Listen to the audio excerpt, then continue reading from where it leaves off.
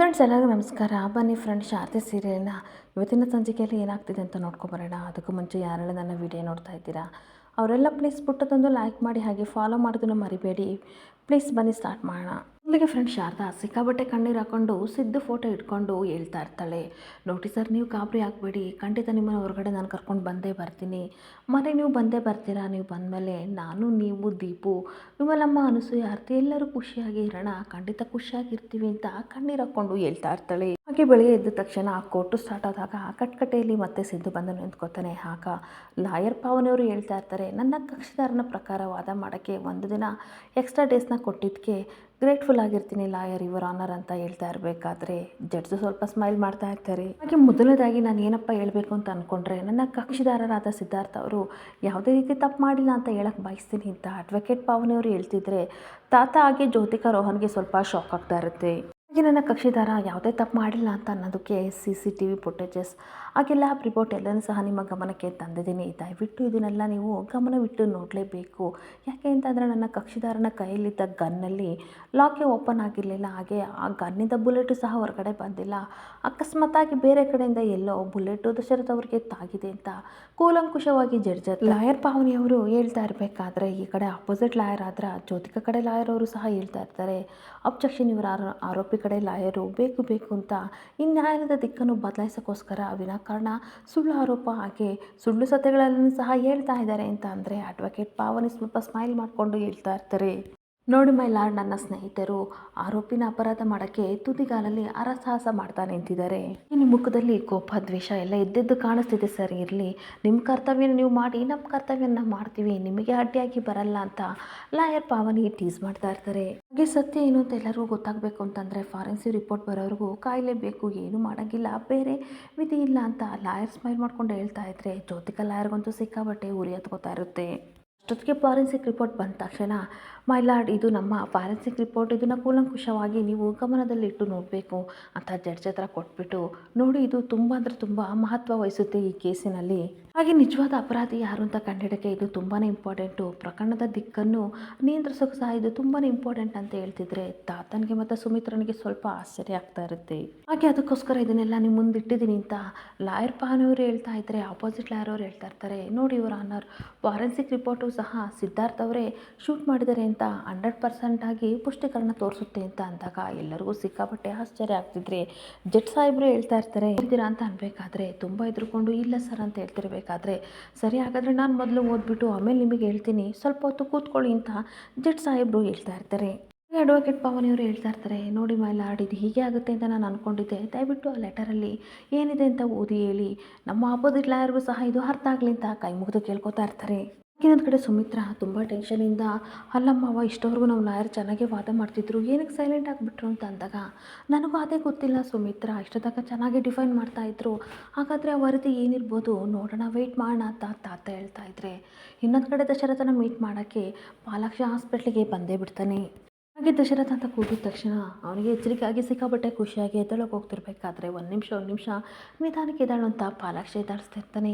ಹಾಗೆ ಹೇಗಿದೆ ದಶರಥ ಅಂತ ಕೇಳ್ತಾ ಇರಬೇಕಾದ್ರೆ, ನನ್ನ ಆಯಸ್ಸು ಗಟ್ಟಿ ಇತ್ತು ಅಂತ ಅನಿಸುತ್ತೆ, ನಾನಿವಾಗ ಚೆನ್ನಾಗಿದ್ದೀನಿ, ಬದುಕುಳಿದಿದ್ದೀನಿ ಅಂತ ದಶರಥ ಹೇಳ್ತಿರ್ಬೇಕಾದ್ರೆ, ಈ ರೀತಿ ಎಲ್ಲ ಮಾತಾಡಬೇಡ, ಈ ಮನೆಗೆ ನಿನ್ನ ಅವಶ್ಯಕತೆ ತುಂಬ ಇದೆ, ಎಲ್ಲರ ಆಶೀರ್ವಾದದಿಂದ ನೀನು ಬದುಕಿದೆಯಾ ಅಂತ ಪಾಲಾಕ್ಷ ಹೇಳ್ತಾ ಇರ್ತಾನೆ. ಅಯ್ಯೋ, ಏನು ಆಶೀರ್ವಾದನೋ ಏನು ಅವಶ್ಯಕತೆನೋ ನನಗೊಂದು ಗೊತ್ತಿಲ್ಲ ಅಂತ ಅನ್ಬೇಕಾದ್ರೆ ಟೆನ್ಷನ್ ಮಾಡ್ಕೋಬೇಡ, ಅದನ್ನೆಲ್ಲ ಬಿಟ್ಟಾಕೋ ದಶರಥ, ಆದರೆ ಇಂಥ ಟೈಮಲ್ಲಿ ಒಂದು ಮಾತನ್ನ ಕೇಳ್ತಾ ಇದ್ದೀನಿ, ಬೇಜಾರು ಮಾಡ್ಕೋಬೇಡ ಅಂತ ಅಂದಾಗ, ಅದೇನು ಪೀಠಿಕೆ ಆಗ್ತಿದೆಯಾ ಸರಿಯಾಗಿ ಹೇಳು ಅಂತ ಅನ್ಬೇಕಾದ್ರೆ, ಏನಿಲ್ಲ, ಅವತ್ತು ನಿನ್ನನ್ನು ಶೂಟ್ ಮಾಡಿದ್ರು ಅಂತ ಹೇಳಿದ್ರಲ್ಲ, ನಿಜವಾಗ್ಲೂ ಸಿದ್ದನ್ನ ಶೂಟ್ ಮಾಡಿದ್ದು ನಿನಗೆ ತುಂಬ ಚೆನ್ನಾಗಿ ನೆನಪಿದೆಯಾ ಅಂತ ಅಂದಾಗ ದಶರಥನಿಗೆ ಆಶ್ಚರ್ಯ ಆಗ್ತಾ ಇರುತ್ತೆ. ಹಾಗೆ ದಶರಥ ಹೇಳ್ತಾ ಇರ್ತಾನೆ, ಎಲ್ಲ ಕ್ವಿಕ್ಕಾಗಿ ನಡೀತು ಪಾಲಾಕ್ಷ, ನನಗಂತೂ ಸಿಕ್ಕಾಬಟ್ಟೆ ಕನ್ಫ್ಯೂಷನ್ ಆಗಿದೆ, ಗುಂಡಾರಿದ ತಕ್ಷಣ ಸಿದ್ದು ಮತ್ತು ಶಾರದಾ ಕೈಲಿ ಅದು ಗನ್ ಇತ್ತು, ಅದನ್ನು ಮಾತ್ರ ನಾನು ಸರಿಯಾಗಿ ನೋಡಿದೆ ಅಂತ ಅಂದಾಗ ನನಗೆ ಯಾಕೋ ಅನುಮಾನ, ಖಂಡಿತ ಸಿದ್ದನ್ನೇ ಶೂಟ್ ಮಾಡಿದ್ದಾನೆ ಅಂತ ನನಗೆ ಅನ್ನಿಸ್ತಿಲ್ಲ, ನಿನಗೆ ನಿಜವಾಗ್ಲೂ ಅನುಮಾನ ಇದೆಯಾ, ನಿಮ್ಮ ಸಿದ್ದು ನಿನ್ನನ್ನು ಶೂಟ್ ಮಾಡ್ತಾನ ಅಂತ ಅಂದಾಗ ದಶರಥನಿಗೆ ಸ್ವಲ್ಪ ಆಶ್ಚರ್ಯ ಆಗ್ತಾ ಇರುತ್ತೆ. ಪಾಲಾಕ್ಷ ಹೇಳ್ತಾ ಇರ್ತಾನೆ, ನಾನು ಏನಕ್ಕೆ ಮಾತು ಹೇಳ್ತಿದ್ದೀನಿ ಅಂತ ಅಂದರೆ, ನಿಜವಾಗ್ಲೂ ಸಿದ್ದು ಶೂಟ್ ಮಾಡಿದ್ದಾನೆ ಅಂತ ಅಂದರೆ ನನ್ನ ಒಳ ಮನಸ್ಸು ನಿಜವಾಗ್ಲೂ ಒಪ್ತಿಲ್ಲ ದಶರಥ ಅಂತ ಅಂದಾಗ ಈ ಕಡೆ ದಶರಥನಿಗೆ ಸಿಕ್ಕಾಬಟ್ಟೆ ಬೇಜಾರಾಗ್ತಾ ಇರುತ್ತೆ. ಈ ಪಾಲಕ್ ಹೇಳ್ತಾ ಇರ್ತಾನೆ, ನೋಡು ದಶರಥ, ಒಂದು ವೇಳೆ ಸಿದ್ದುನೇ ಶೂಟ್ ಮಾಡಿದ್ರದ್ದು ಖಂಡಿತ ಬೇಕಂತ ಮಾಡಿರಲ್ಲ, ಅಕಸ್ಮಾತ್ತಾಗಿ ಫೈರು ಶೂಟ್ ಆಗಿದೆ ಅಷ್ಟೇ, ಆದರೆ ಅವನ ಉದ್ದೇಶ ಕೆಟ್ಟದಾಗಿರಲ್ಲ, ನೀನು ಇದನ್ನು ನಂಬೇಡ. ಅವನಿಗೆ ಈ ರೀತಿ ಶೂಟ್ ಮಾಡೋದ್ರಿಂದ ಕಠಿಣ ಶಿಕ್ಷೆ ಆಗುತ್ತೆ ಜೈಲಲ್ಲಿ, ಅಥವಾ ಮರಣದಂಡನೆ ಸಹ ಆಗ್ಬೋದು, ಹೇಳೋಕ್ಕಾಗಲ್ಲ ಅಂತ ಅಂದಾಗ ದಶರಥನಿಗೆ ಸಿಕ್ಕಾಬಟ್ಟೆ ಶಾಕ್ ಆಗ್ತಾ ಇರುತ್ತೆ. ಏನೇ ಆಗಲಿ ಸಿದ್ದು ಶೂಟ್ ಮಾಡಿಲ್ಲ, ಅದನ್ನು ಮಾತ್ರ ನೀನು ನಂಬಲೇಬೇಕು, ಬರ್ತೀನಿ, ಸೆಕ್ಯೂರಿಟಿ ಅವರು 2 ನಿಮಿಷ ಮಾತಾಡ್ಕೊಂಡು ಬರಬೇಕಂತ ಹೇಳಿದರು, ನಿನ್ನ ಒಳ್ಳೆತನ ನಿನ್ನನ್ನು ಕಾಪಾಡುತ್ತೆ, ಖಂಡಿತ ನೀನು ಹುಷಾರಾಗಿ ಬರ್ತೀಯ ಅಂತ ಹೇಳಿ ಪಾಲಾಕ್ಷ ಹೋಗ್ತಾ ಇರ್ತಾನೆ. ಹೋಗ್ತಾ ಇದ್ದ ಪಾಲಾಕ್ಷ ಮತ್ತೆ ನಿಂತ್ಕೊಂಡು, ದಶರಥ, ಖಂಡಿತ ಸಿದ್ದು ಶೂಟ್ ಮಾಡಿದಾನೆ ಅಂದರೆ ನಂಬೋಕ್ಕಾಗ್ತಿಲ್ಲ, ಈ ಒಂದು ಪ್ರಕರಣ ಅವ್ನ ಲೈಫ್ನೇ ಹಾಳು ಮಾಡ್ಬೋದು ಅಂತ ಹೇಳ್ತಾ ಇರ್ತಾನೆ. ಹಾಗೆ ಒಂದ್ಸಲ ಯೋಚನೆ ಮಾಡು ಅಂತ ಹೇಳಿ ಅಲ್ಲಿಂದ ಪಾಲಾಕ್ಷ ಹೊರಟೋಗ್ತಿದ್ರೆ ದಶರಥನಿಗೆ ಮಾತ್ರ ಸಿಕ್ಕಾಬಟ್ಟೆ ಟೆನ್ಷನ್ ಸ್ಟಾರ್ಟ್ ಆಗ್ತಾ ಇರುತ್ತೆ. ಏನೋ ಕಡೆ ಜಡ್ಜ್ ಸಾಹೇಬರು ಕೂಲಂಕುಷವಾಗಿ ಫಾರೆನ್ಸಿಕ್ ರಿಪೋರ್ಟ್ನ ನೋಡ್ತಾ ಇದ್ದರೆ ಈ ಕಡೆ ಜ್ಯೋತಿಕಾ ಸಿಕ್ಕಾಬಟ್ಟೆ ಖುಷಿ ಪಡ್ತಾ ಇರ್ತಾಳೆ. ಎಲ್ಲರ ಮುಖದಲ್ಲೂ ಸಹ ಆತಂಕ ಎದ್ದು ಕಾಣ್ತಾ ಇದೆ. ಇದನ್ನು ನೋಡಿ ನನಗೆ ಸಿಕ್ಕಾಬಟ್ಟೆ ಖುಷಿ ಆಗ್ತಿದೆ. ಶಾರದಾ, ಈ ಸಿದ್ದು ನನ್ನ ಲೈಫೆಲ್ಲ ಆಟ ಆಡ್ಬಿಟ್ಟ ಅಲ್ವಾ, ಇನ್ಮೇಲೆ ನೋಡು ಅವ್ನ ಲೈಫು ನಿನ್ನ ಲೈಫ್ನ ಬುಗ್ರಿ ಥರ ಆಟ ಆಡಿಸ್ತೀನಿ ಅಂತ ಮನ್ಸಲ್ಲಿ ಖುಷಿ ಪಡ್ತಾ ಇರ್ತಾಳೆ. ಇಲ್ಲಿಗೆ ನಿಮ್ಮ ಲೈಫೇ ಮುಗಿಬೇಕು, ಜೀವನ ಪೂರ್ತಿ ಗೋಳಾಟ ಆಡಬೇಕು ಅಂತ ಲೈಫ ತರೋವರೆಗೂ ನನಗೆ ಸಮಾಧಾನ ಇಲ್ಲ ಅಂತ ಮನಸ್ಸಲ್ಲೇ ಬೈಕೋತಾ ಇದ್ರೆ ಶಾರದಾ ಮಾತ್ರ ಸಿಕ್ಕಾಬಟ್ಟೆ ಟೆನ್ಷನಿಂದ ಜಡ್ಜ್ ಸಾಹೇಬ್ರ ಮುಖನೇ ನೋಡ್ತಾ ಇರ್ತಾಳೆ. ಈ ಜಡ್ಜ್ ಸಾಹೇಬ್ರು silence coming to the point, ಈ ರಿಪೋರ್ಟು ಈ ಪ್ರಕರಣಕ್ಕೆ ಬೇರೆ ತಿರುವನ್ನೇ ಕೊಡ್ತಾ ಇದೆ ಅಂತ ಹೇಳ್ತಾ ಇದ್ರೆ ಸಿದ್ದು ಶಾರದನಿಗೆ ಸಿಕ್ಕಾಬಟ್ಟೆ ಆಶ್ಚರ್ಯ ಆಗ್ತಾ ಇರುತ್ತೆ.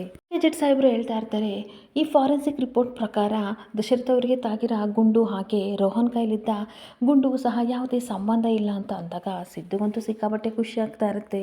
ಜಡ್ಜ್ ಸಾಹೇಬರು ಹೇಳಿದ ಮಾತನ್ನ ಕೇಳಿಕೊಂಡು ಈ ಕಡೆ ತಾತ ಸುಮಿತ್ರನಿಗೆ ಸಿಕ್ಕಾಬಟ್ಟೆ ಶಾಕ್ ಆಗ್ತಿದ್ರೆ ಜ್ಯೋತಿಕಾ ರೋಹನ್ಗಂತೂ ಅದಕ್ಕಿಂತ ಹೆಚ್ಚಾಗಿ ಶಾಕ್ ಆಗ್ತಾ ಇರುತ್ತೆ. ಇನ್ನೊಂದು ಕಡೆ ಸಿದ್ದು ಶಾರದಾ ಕಣ್ಣೀರ ಕಣ್ಣು ಒಬ್ರ ಮುಖ ಒಬ್ರು ನೋಡ್ತಾ ಇದ್ರೆ ಈ ಕಡೆ ಲಾಯರ್ ಪಾವನಿಯವರು ಆಪೋಸಿಟ್ ಲಾಯರ್ನ ಕಣ್ಣಲ್ಲೇ ಗುರಾಯಿಸ್ತಾ ಇರ್ತಾರೆ. ಹಾಗಾಗಿ ಇದಕ್ಕೋಸ್ಕರ ಹೇಳ್ತಾ ಇರೋದು ಏನಪ್ಪ ಅಂತ ಅಂದರೆ, ಸಿದ್ಧಾರ್ಥ ಅವರ ಕೈಲಿರೋ ಗನ್ಗಾಗಲಿ ಅಥವಾ ಶಾರದಾ ಅವ್ರ ಕೈಲಿರೋ ಗನ್ನಾಗಲಿ ಯಾವುದೂ ಸಹ ದಶರಥ ಅವರಿಗೆ ತಾಗಿಲ್ಲ, ಇದೇ ಸ್ಪಷ್ಟನೆವಾದ ವಿವರಣೆ ಅಂತ ಜಡ್ಜ್ ಸಾಹೇಬರು ಹೇಳ್ತಾ ಇದ್ರೆ ಇವರಿಬ್ಬರಿಗೂ ಸಿಕ್ಕಾಬಟ್ಟೆ ಖುಷಿ ಆಗ್ತಾ ಇರುತ್ತೆ. ಹಾಗೆ ಸಿದ್ದು ಸಿಕ್ಕಾಬಟ್ಟೆ ಖುಷಿ ಪಡ್ತಾ ಇರಬೇಕಾದ್ರೆ ಲಾಯರ್ ಮತ್ತೆ ವಾದ ಮಾಡ್ತಾ ಇರ್ತಾರೆ, ನೋಡಿ ಇವರ ಅನರ್, ನಿಜವಾಗ್ಲೂ ಥ್ಯಾಂಕ್ ಯು ಸೋ ಮಚ್ಚು, ಸಿದ್ಧಾರ್ಥ ಅವ್ರ ಕೈಲಿರೋ ಗನ್ನಿಂದ ಇದು ಫೈರ್ ಆಗಿಲ್ಲ ಅಂತ ಸ್ಪಷ್ಟವಾಗಿ ಕೋರ್ಟ್ ಇವತ್ತು ತೀರ್ಪು ಕೊಡ್ತಾ ಇದೆ. ದಶರಥ ಅವರಿಗೆ ಶೂಟ್ ಮಾಡಿರೋದು ಸಿದ್ಧಾರ್ಥ ಕೈಲಿರೋ ಆ ಗನ್ನಿಂದಲ್ಲ ಅಂತ ಸ್ಪಷ್ಟವಾಗಿ ಕೋರ್ಟಿಗೆ ತಿಳಿಸೋಕೆ ಇಷ್ಟಪಡ್ತೀನಿ ಅಂತ ಲಾಯರ್ ಪಾವನಿಯವರು ಹೇಳ್ತಾ ಇದ್ರೆ ಜ್ಯೋತಿಕನಿಗಂತೂ ಸಿಕ್ಕಾಬಟ್ಟೆ ಶಾಕ್ ಮೇಲೆ ಶಾಕ್ ಆಗ್ತಾ ಇರುತ್ತೆ. ಹಾಗೆ ಇನ್ನೊಂದು ವಿಷಯ ಮೈಲಾರ್ಡ್, ಸಿದ್ಧಾರ್ಥ ಅವ್ರ ಇದರಲ್ಲಿ ಏನು ತಪ್ಪಿಲ್ಲ ಅಂತ ನಿರೂಪಣೆ ಮಾಡಾಗಿದೆ. ಸೊ ನಿರೂಪಿಸಿದ ಮೇಲೆ ಅವ್ರನ್ನ ಅಪರಾಧಿ ಅಲ್ಲ ನಿರಪರಾಧಿ ಅಂತ ನೀವು ಬಿಡುಗಡೆ ಮಾಡ್ಕೋಬೇಕು ಅಂತ ಕೇಳ್ಕೊತೀನಿ ಅಂತ ಕೈ ಮುಗ್ದು ಲಾಯರ್ ಅವರು ಕೇಳ್ತಿರ್ಬೇಕಾದ್ರೆ ಸಿದ್ದುಗೆ ಸಿಕ್ಕಾಬಟ್ಟೆ ಸಿಕ್ಕಾಬಟ್ಟೆ ಕೋಪ ಮಾಡಿಕೊಂಡು, ನೋ ಯುವರ್ ಆನರ್, ಸಿದ್ದುನ ಏನಕ್ಕೆ ಬೇರೆ ಗನ್ನಿಂದ ಶೂಟ್ ಮಾಡಿಸಿರ್ಬಾರ್ದು ಅಂತ ಅಂದಾಗ ಸಿದ್ದುಗೆ ಸಿಕ್ಕಾಬಟ್ಟೆ ಕೋಪ ಬರ್ತಿರ್ಬೇಕಾದ್ರೆ ಜಡ್ಜ್ ಸಾಹೇಬ್ರು ಹೇಳ್ತಾ ಇರ್ತಾರೆ, ಯಾರಮ್ಮ ನೀವು ಕೋರ್ಟ್ ನಿಯಮನ ರೂಲ್ಸ್ನ ನೀವು ಫಾಲೋ ಮಾಡಬೇಕು, ಈ ರೀತಿ ಎಲ್ಲ ಮುರಿಯಂಗಿಲ್ಲ, ಏನು ಹೇಳದಿದ್ರು ಕಟ್ಕಟೆಯಲ್ಲಿ ಬಂದು ಮಾತಾಡೋದಕ್ಕೆ ಜೊತೆಗೆ ಹೇಳ್ತಾ ಇರ್ತಾರೆ. ಕ್ಷಮಿಸಿ ಇವರ ಆನರ್, ಅವ್ರ ತಂದೆಗೆ ಅನ್ಯಾಯ ಆಗಿದೆ, ಅದಕ್ಕೋಸ್ಕರ ಟೆನ್ಷನಿಂದ ಆ ರೀತಿ ಮಾತಾಡ್ತಾ ಇದ್ದಾರೆ, ಅವ್ರ ಪರವಾಗಿ ನಾನು ಕ್ಷಮೆ ಕೇಳ್ತೀನಿ, ನನ್ನ ಡಿಫೆಂಡೆಂಟ್ ಲಾಯರು ವಾದ ಮಾಡಿದ್ರಲ್ಲ ಇದಕ್ಕೆ ಏನು ಅರ್ಥನೇ ಇಲ್ಲ, ಯಾಕೆಂದರೆ ದಶರಥವರು ಅಜಾತ ಶತ್ರು, ಎಲ್ಲರನ್ನೂ ಪ್ರೀತಿಯಿಂದ ಮಾತಾಡಿಸ್ತಾರೆ ಅಂತ ಅವ್ರನ್ನ ಯಾರೇನು ಕಲ್ತಾರೆ ಅಂತ ಹೇಳ್ತಾ ಇದ್ರೆ ಜ್ಯೋತಿಕನಿಗೆ ಮತ್ತೆ ಶಾಕ್ ಆಗ್ತಾ ಇರುತ್ತೆ. ಹಾಗೆ ಸಿದ್ಧಾರ್ಥ ಅವರು ಆ ಮನೆ ಮೊಮ್ಮಗ ಸುಖದ ಸುಪ್ಪತ್ತಿನಲ್ಲಿ ಇಷ್ಟು ವರ್ಷದಿಂದ ಅವರು ಇದ್ರು, ಇವಾಗ ಏನು ಇಲ್ದಲ್ಲಿ ಯಾವುದೋ ಒಂದು ಚಿಕ್ಕ ಮನೆಯಲ್ಲಿ ಗುಡಿಸಲಲ್ಲಿ ವಾಸ ಮಾಡ್ತಿದ್ದಾರೆ. ಹಾಗೆ ಸುಖದ ಸುಪ್ಪತ್ತಲ್ಲಿ ಇದ್ದರು ಇವರು ಆಸ್ತಿಗೋಸ್ಕರ ಏನೋ ಫ್ರಸ್ಟ್ರೇಷನಲ್ಲಿ ಇದನ್ನು ಸಿಚುವೇಶನ್ ಮಾಡ್ಕೊಂಡಿದ್ದಾರೆ ಅಲ್ವಾ, ಈ ರೀತಿ ಕ್ರಿಯೇಟ್ ಮಾಡ್ಕೊಂಡಿದ್ದಾರೆ ಅಂತ ಜ್ಯೋತಿಕ ಕಡೆ ಲಾಯರ್ ಹೇಳ್ತಾ ಇದ್ರೆ ಸಿದ್ದುಗೊಂದು ಸಿಕ್ಕಾಬಟ್ಟೆ ಶಾಕ್ ಆಗ್ತಾ ಇರುತ್ತೆ. ಹಾಗೆ ಮತ್ತೆ ಲಾಯರ್ ಹೇಳ್ತಾ ಇರ್ತಾರೆ, ಆಸ್ತಿಗೋಸ್ಕರ ಇವರು ಏನಕ್ಕೆ ಈ ರೀತಿ ಎಲ್ಲ ಮಾಡಿರಬಾರ್ದು, ಖಂಡಿತ ಇದನ್ನು ಇವರೇ ಮಾಡಿರೋದು ಅಂತ ಹೇಳ್ತಿರ್ಬೇಕಾದ್ರೆ ಅಬ್ಜೆಕ್ಷನ್ ಇವರ ಆನರ್ ಅಂತ ಮತ್ತೆ ಅಡ್ವೊಕೇಟ್ ಪಾವನಿಯವರು ಅಬ್ಜೆಕ್ಷನ್ ಆಗ್ತಾ ಇರ್ತಾರೆ. ಹಾಗೆ ಯಾವುದೇ ಆಧಾರ ಇಲ್ಲದೇ ಇವರು ಉದ್ದೇಶಪೂರ್ವಕವಾಗಿ ಆದೇಶನ ಮಾಡ್ತಾ ಇದ್ದಾರಲ್ಲ, ಇದರಲ್ಲೇ ಗೊತ್ತಾಗುತ್ತೆ ಇವರು ಉದ್ದೇಶಪೂರ್ವಕವಾಗಿ ಇವ್ರನ್ನ ಕಟ್ಕಡೆಯಲ್ಲಿ ನಿಲ್ಲಿಸ್ಬೇಕಂತಲೇ ಮಾಡ್ತಾ ಇದ್ದಾರೆ ಅಂತ ಪಾವನಿಯವರು ಆಪೋಸಿಟ್ ಲಾಯರ್ಗೆ ಮುಖ ಕೊಡ್ದಂಗೆ ಹೇಳ್ತಾ ಇರ್ತಾರೆ. ಫಸ್ಟ್ ಆಫ್ ಆಲ್ ಇವರ ಅನ್ನ ರೋಹನ್ ಹತ್ರ ಗನ್ನಿರೋ ವಿಷಯ ಸಿದ್ಧಾರ್ಥ ಅವ್ರಿಗೆ ಗೊತ್ತೇ ಇಲ್ಲ, ಅವ್ರು ಹಿಡ್ಕೊ ಬಂದಿದ್ದು ಗೊತ್ತಿಲ್ಲ, ಕುಟುಂಬದಲ್ಲಿ ಏನೋ ತೊಂದರೆ ಆಗಿದೆ ಅದನ್ನು ಸರಿಪಡಿಸೋಕ್ಕೆ ಅಂತ ಶಾರದಾ ಸಿದ್ದು ಅಲ್ಲಿಗೆ ಹೋಗಿದ್ದಾರೆ.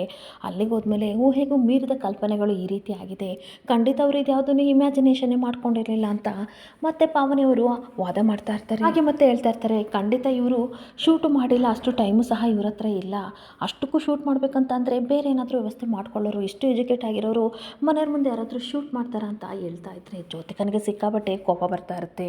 ಹಾಗೆ ಅದೇ ಅಲ್ಲದೆ ತಾನೇ ಶೂಟ್ ಮಾಡಿದ್ದೀನಿ ಅಂತ ಇವರೇನಾದರೂ ಪೊಲೀಸ್ ಮುಂದೆ ಒಪ್ಕೋತಾ ಇದ್ರ ಅಂತ ಅನ್ಬೇಕಾದ್ರೆ ತಾತ ಸುಮಿತ್ರನಿಗೆ ಸಿಕ್ಕಾಬಟ್ಟೆ ಬೇಜಾರಾಗ್ತಾ ಇರುತ್ತೆ. ಇಲ್ಲಿ ಅವ್ರ ಕಲ್ಪನೆಗೂ ಮೀರಿದ ಯಾವುದೋ ಕೈ ಇಲ್ಲಿ ಕೆಲಸ ಮಾಡಿದೆ ಇವರು ಅನ್ನೋರು ಅದನ್ನು ಗಮನಿಸಿ ಅಂತ ಅನ್ಬೇಕಾದ್ರೆ ಜ್ಯೋತಿಕನಿಗೆ ಸಿಕ್ಕಾಬಟ್ಟೆ ಶಾಕ್ ಆಗ್ತಾ ಇರುತ್ತೆ. ಇಬ್ಬರು ಲಾಯರ್ಗಳು ಸಹ ವಾದ ವಿವಾದನ ಸಿಕ್ಕಾಪಟ್ಟೆ ಮಾಡ್ತಾ ಇರಬೇಕಾದ್ರೆ ಜಡ್ಜ್ ಸಾಹೇಬರು ಇಬ್ಬರು ಹೋಗಿ ಕೂತ್ಕೊಳ್ಳಿ, ಫಸ್ಟ್ ಕೂತ್ಕೊಳ್ಳಿ, ವಾದ ವಿವಾದಗಳನ್ನು ಪರಿಶೀಲನೆ ಮಾಡಿದ ನಂತರ ಮೇಲ್ನೋಟಕ್ಕೆ ಸಿದ್ಧಾರ್ಥ ಅವರು ನಿರಪರಾಧಿ ಎಂದು ಇಲ್ಲಿ ಪರಿಶೀಲನೆ ಮಾಡಲಾಗಿದೆ ಅಂತ ಅಂದಾಗ ಸಿದ್ದು ಶಾರದನಿಗೆ ಸಿಕ್ಕಾಪಟ್ಟೆ ಖುಷಿ ಆಗ್ತಿದ್ರೆ ಜ್ಯೋತಿಕಾ ರೋಹನ್ಗಂತೂ ಸಿಕ್ಕಾಪಟ್ಟೆ ಶಾಕ್ ಮೇಲೆ ಶಾಕ್ ಆಗ್ತಾ ಇರುತ್ತೆ.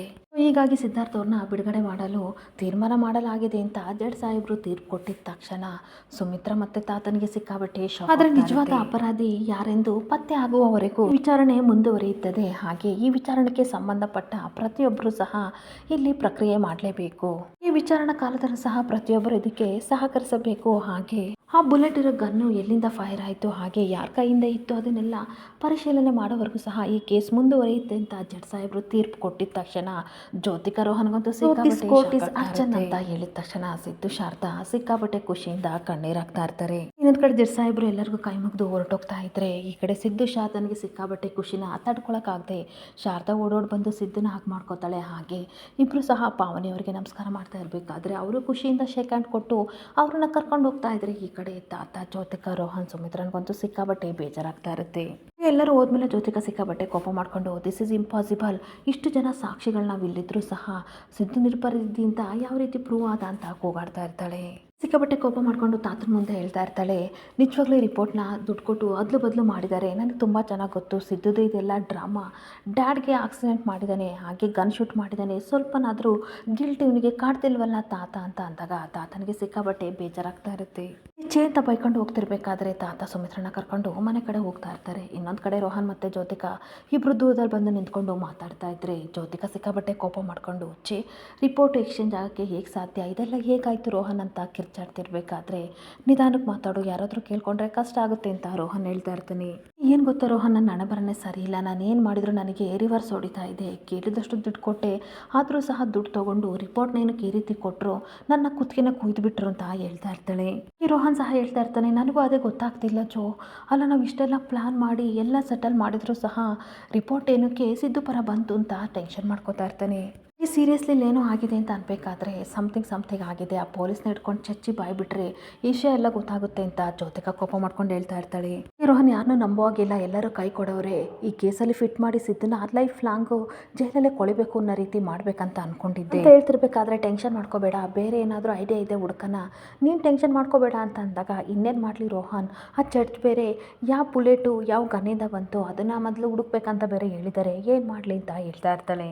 ಈ ಫರ್ದರ್ ಇನ್ವೆಸ್ಟಿಗೇಷನ್ ಆದರೂ ಸ್ಟಾರ್ಟ್ ಆದರೆ ಏನು ಮಾಡೋದು ಅಂತ ಅಂದಾಗ ಅದನ್ನೆಲ್ಲ ನೀನು ತಲೆ ಕೆಡಿಸ್ಕೋಬೇಡ, ಅದನ್ನೆಲ್ಲ ನಾನು ನೋಡ್ಕೋತೀನಿ ಅಂತ ರೋಹನ್ ಸಮಾಧಾನ ಮಾಡ್ತಾ ಇರ್ತಾನೆ. ಯಾವುದೇ ಕಾರಣಕ್ಕೂ ನಮ್ಮಿಬ್ಬರು ಹೆಸರು ಹೊರಗಡೆ ಬರ್ದಂಗೆ ನಾನು ನೋಡ್ಕೋತೀನಿ ಅಂತ ಅಂದಾಗ ಸುಮ್ಮನೆ ಇರು ರೋಹನ್, ಯಾವಾಗಲೂ ಬರೀ ನೀನು ಸ್ಕೋಪೇ ತಗೋತೀಯ ಅಂತ ಜ್ಯೋತಿಕಾ ಬೈತಾ ಇರ್ತಾಳೆ. ಹಾಗೆ ಅವತ್ತು ನೀನು ಇದೇ ರೀತಿ ಹೇಳಿದೆ, ಆದರೆ ಇವಾಗ ನೋಡು ಫಾರೆನ್ಸಿಕ್ ರಿಪೋರ್ಟು ನಮ್ಮ ಆಪೋಸಿಟಿವ್ ಬಂದಿದೆ ಅಂತ ಅಂದಾಗ ಈ ಕಡೆ ರೋಹನ್ಗೆ ಸಿಕ್ಕಾಪಟ್ಟೆ ಕೋಪ ಬರ್ತಾ ಇರುತ್ತೆ. ಹೀಗಿರಬೇಕಾದ್ರೆ ನಿನ್ನ ಮಾತನ್ನು ಯಾವ ರೀತಿ ನಂಬಲಿ ರೋಹನ್ ಅಂತ ಅನ್ಬೇಕಾದ್ರೆ ಏನು ಜೋ ಕಮ್ಮಾನ್, ಒಂದ್ಸಲ ಈ ರೀತಿ ಆಯಿತು ಅಂದದಕ್ಕೆ ಯಾವಾಗಲೂ ನಾನು ತಪ್ಪೇ ಮಾಡ್ತೀನಿ ಅಂತ ಯಾವ ರೀತಿ ಅನ್ಕೋತೀಯ ಅಂತ ರೋಹನ್ ಕೇಳ್ತಾ ಇರ್ತಾನೆ. ಸಿಕ್ಕಾಪಟ್ಟೆ ಟೆನ್ಷನಿಂದ ನಿನಗೆ ಅರ್ಥ ಆಗಲ್ಲ, ನನ್ನ ಮನಸ್ಸಲ್ಲಿ ಎಂಥ ಯುದ್ಧ ನಡೀತಿದೆ ಅಂತ ಅರ್ಥ ಆಗಲ್ಲ, ಅವ್ರನ್ನ ಸೋಲಿಸ್ಬೇಕಂತ ಏನೇನೋ ಹರಸಾಹಸ ಮಾಡ್ತೀನಿ, ಎಲ್ಲ ರಿವರ್ಸ್ ಆಗಿ ನನಗೆ ಹೊಡೆಯುತ್ತೆ, ನನಗೆ ಸಾಕಾಗಿದೆ, ಸತ್ತು